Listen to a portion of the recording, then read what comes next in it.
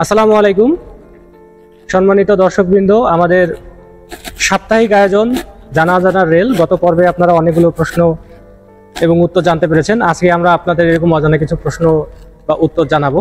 এজন্য আজকে আমাদের সাথে উপস্থিত আছেন আহসান হাবিব ভাই, SLM পার্বতীপুর লোকোশেড। ভাই ভালো আছেন? জি ভাই ভালো আছি, আপনি ভালো আছেন? হ্যাঁ আলহামদুলিল্লাহ ভালো আছি। তো ভাই আপনার এখন ডিউটি কোথায় আছে বা কোথায় করছেন? হ্যাঁ, আমি তো এখন SLM হিসেবে পার্বতীপুর লোকোশেডে ডিউটি করতেছি। পাশাপাশি আমাকে একটা কন্ট্রোল থেকে অর্ডার দেওয়া আছে, যে কারণে মাঝে মধ্যে প্রয়োজনের সাথে LM হিসেবে ট্রেন ডিউটি করতেছি। ট্রেন ডিউটি করছেন? জি। আজকে আমাদের যে প্রশ্নগুলো ছিল সেটি হচ্ছে যে ট্রেনের গতি নিয়ে।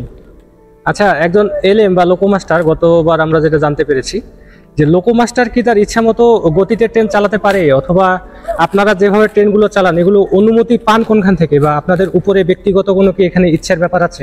হ্যাঁ, এটা খুব একটা ভালো প্রশ্ন। আমাদের আসলে ইচ্ছা করলে আমরা ট্রেনকে যে কোনো গতিতে চালিয়ে নিয়ে যেতে পারি না। ট্রেনকে চালাতে গেলে অবশ্যই সেই প্রতিটা সেকশনে একটা নির্ধারিত গতি আছে, এবং সেই নির্ধারিত গতিতে আমরা ট্রেন চলাচল করি। এছাড়া আরেকটা স্পিড আছে, সেটাকে বলে ম্যাক্সিমাম পারমিশন স্পিড, ম্যাক্সিমাম বা সর্বোচ্চ গতি। হ্যাঁ, এই গতিটা নির্ধারণ করা হয় GIBR এর মাধ্যমে, যিনি বাংলাদেশ সরকারের একজন কর্মকর্তা, রেলওয়েতে নিযুক্ত হন চূড়ান্তভাবে গতি নির্ধারণের জন্য। মানে তিনি ইন্সপেকশন করার পরে লাইনটা দিয়ে কত কিলোমিটার স্পিডে ম্যাক্সিমাম ট্রেন যেতে পারবে এটা আসলে তিনি অনুমোদন দেন, বলছেন আপনি, সেটা অনুমোদন দেন, এবং সেই হিসাবে আপনারা ট্রেনগুলো রান করেন। হ্যাঁ, সেই হিসেবে আমরা কোনো ট্রেন যদি বিলম্ব থাকে সেক্ষেত্রে কন্ট্রোল আমাদেরকে বলেন যে আপনি ম্যাক্সিমাম যে পারমিশন স্পিড সেটাতে আসতে পারবেন, এবং লেট কভার করার চেষ্টা করেন।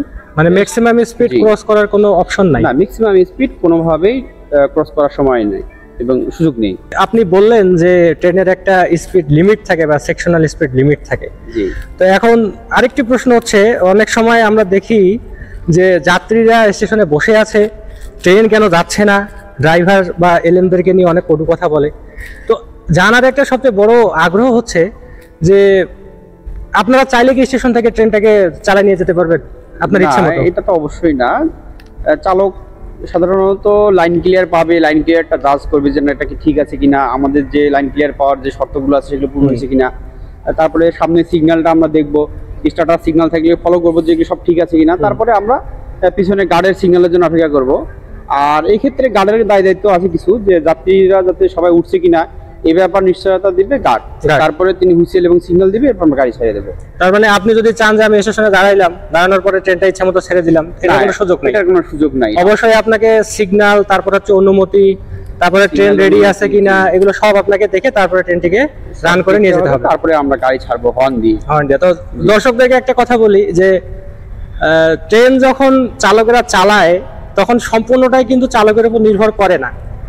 চালক অপেক্ষা করেন কখন আমার সিগন্যালের জন্য লাইন ক্লিয়ারেন্স আসবে, একটা কাগজ আসে, সামনে সিগন্যাল থাকে, স্টার্টার থাকে, অ্যাডভান্স থাকে, পিছনে আবার গার্ড থাকে, গার্ড সাহেব দেখবে যে সব যাত্রী উঠেছে কিনা, ট্রেন আবার ফ্রি আছে কিনা। এরপরে যখন তিনি অনুমতি পাবেন, then he will allow to run the train. তো দর্শকবৃন্দ, এখন ভাইকে আমরা একটি প্রশ্ন করব, সেটি হচ্ছে স্টেশনে একটা লাইন ক্লিয়ার দেওয়া হয়, নীল রঙের একটা কাগজ। তো ভাই সেখানে কি লেখা থাকে, আপনারা কি নির্দেশনা পান? জি, আমাদের ওই স্টেশন থেকে যে লাইন ক্লিয়ার দেওয়া হয়, এটা হলো কাগজ যেটা আপনি বললেন, এটাকে বলা হয় PLC।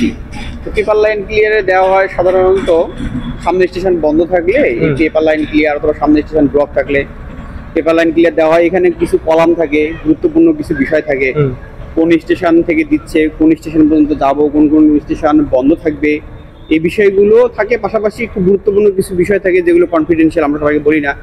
এগুলো আমাদেরকে দেখে বুঝতে হয় যে না ঠিক আছে লাইন ক্লিয়ারটা। মোট কথা ট্রেনের নিরাপত্তার জন্য, ট্রেন রান করার জন্য যত তথ্য সেখানে দেওয়া থাকে। জি, আমাদের স্টেশনের বন্ধের কারণে এই লাইন ক্লিয়ার গুলো দেওয়া হয়। আর যে স্টেশনে আপনারা দাঁড়াচ্ছেন সেখানে তো হাতে দিয়ে যাচ্ছে। মনে করেন যে একটা স্টেশন আছে যেখানে ট্রেন দাঁড়াবে না, চলে যাচ্ছে, পঞ্চগড় এক্সপ্রেসের জন্য মনে করেন যে ফুলবাড়ি স্টেশন, সেখানে তো আপনাদের ওই কাগজটা দেওয়া হয়। সেখানে আপনারা কিভাবে নেন বা কিভাবে দেওয়া হয়? হ্যাঁ, আমাদের যে স্টেশনগুলো থ্রুপাস স্টেশন যেটা বলি আমরা, ট্রেন দাঁড়াবে না, ট্রেন দাঁড়াবে না, থ্রুপাস স্টেশনের ক্ষেত্রে আমাদেরকে এই পেপার লাইন ক্লিয়ার কিংবা ট্যাবলেট টোকেন এটা একটা লুপিস্টিকের মাধ্যমে দেওয়া হয়। যে নিচে ধরে থাকে, আপনারা এটা হাত দিয়ে নেন, লুপিস্টিকের মাধ্যমে দিয়ে থাকেন, এবং ওই লুপিস্টিকের মাধ্যমে আমরা লাইন ক্লিয়ারটা নিয়ে আবার মূল লাইন ক্লিয়ারটা নিয়ে বাকি যে লুপিস্টিকটা ওটা ফেলে দেই, স্টেশন মাস্টারের বিল্ডিং এ ফেলে দেই। ভাই এই কাজটা কি আপনার কাছে মনে হয় খুব সহজ না বিপজ্জনক? না, এটা আসলে খুবই ঝুঁকিপূর্ণ একটি কাজ। কারণ আপনি দেখবেন যে আমাদের দেশের রেল লাইনগুলো খুব আঁকা বাঁকা এবং খুব জার্কিং হয়।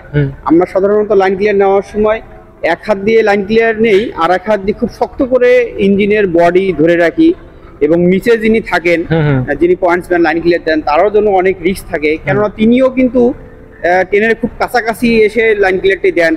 খুব বাতাসের প্রেশার থাকে এবং খুব রিস্ক থাকে, কাছাকাছি না আসলে লাইন ক্লিয়ার মিস হয়ে যায়, মানে মাঝে মধ্যে আঘাত পাওয়ারও সম্ভাবনা থাকে। হ্যাঁ, আমরা সাধারণত আমরা চাকরিতে ঢোকার পর থেকে কয়েক বছর এই লাইন ক্লিয়ার নিতে গিয়ে অনেকের হাত ফাটছে, দেখা যাচ্ছে যে হাতে আপনার আঘাত পাইছে, অনেক ক্ষেত্রে রক্ত ব্লিডিং হয়েছে, খুব সমস্যাই হয়েছে। পরে এটা আসলে আমাদের একটা প্র্যাকটিস বলেন, ধীরে ধীরে জিনিসটা বুঝতে পারছি এভাবে লাইন ক্লিয়ার নিলে মিস হওয়ার চান্স নাই, মিস হইলে যাত্রীদের কষ্ট হয়, ট্রেনটা বিলম্বিত হয়।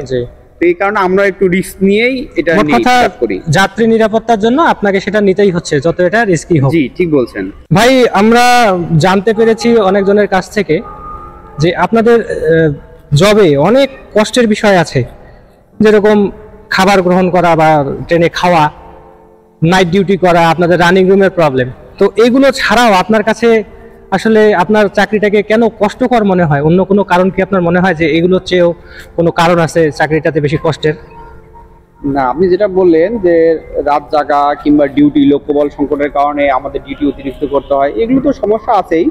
তো এগুলোর থেকেও আমাকে একটি ব্যতিক্রম ধরনের সমস্যা সেটা মনে হয় যে এই যে রিসেন্ট আপনার হচ্ছে কোভিড-19 দেখছেন যে সারা বিশ্ব যেখানে থমকে দাঁড়াইছে, যে সময় মানুষজন ঘর থেকে বের হয়নি নিতান্ত প্রয়োজন ছাড়া, সে সময় আমাদেরকে গাড়ি নিয়ে ঢাকা রান করতে হয়েছে, ঢাকায় হল্ট করতে হয়েছে। এই যে একটা যুদ্ধ, তারপরে আপনার ধরেন যে কোনো জায়গায় হরতাল হলো, আমাদের দেশের রাজনৈতিক পরিস্থিতিতে হরতাল, গন্ডগোল, বিশৃঙ্খলা সৃষ্টি হয়, সবখানে মানুষজন সেফে থাকার চেষ্টা করে। কিন্তু আমাদের দায়িত্বটা ঠিক পুলিশের মতন, যেখানে সমস্যা হচ্ছে তারপরেও ওখান দিয়ে আমরা যাচ্ছি, হরতালের মধ্যে দিয়েও ট্রেন চালাচ্ছি। দেখেন হরতালের মধ্যে যে ট্রেন চালাচ্ছি, কর্নারের মধ্যে ট্রেন চালাচ্ছি, কোথাও ভূমিকম্প হইলো, ফ্লাড হইলো, মানে একান্ত বন্ধ না হওয়া পর্যন্ত ট্রেন, আমরা লাইন যতক্ষণ সচল আছে ততক্ষণ ট্রেন রানিং। এমন আমরা দেখছি যে ঈদে আমরা লাইনের পাশে মাঠে নামাজ পড়ছি, সকালে ট্রেন নিয়ে আসতেছি।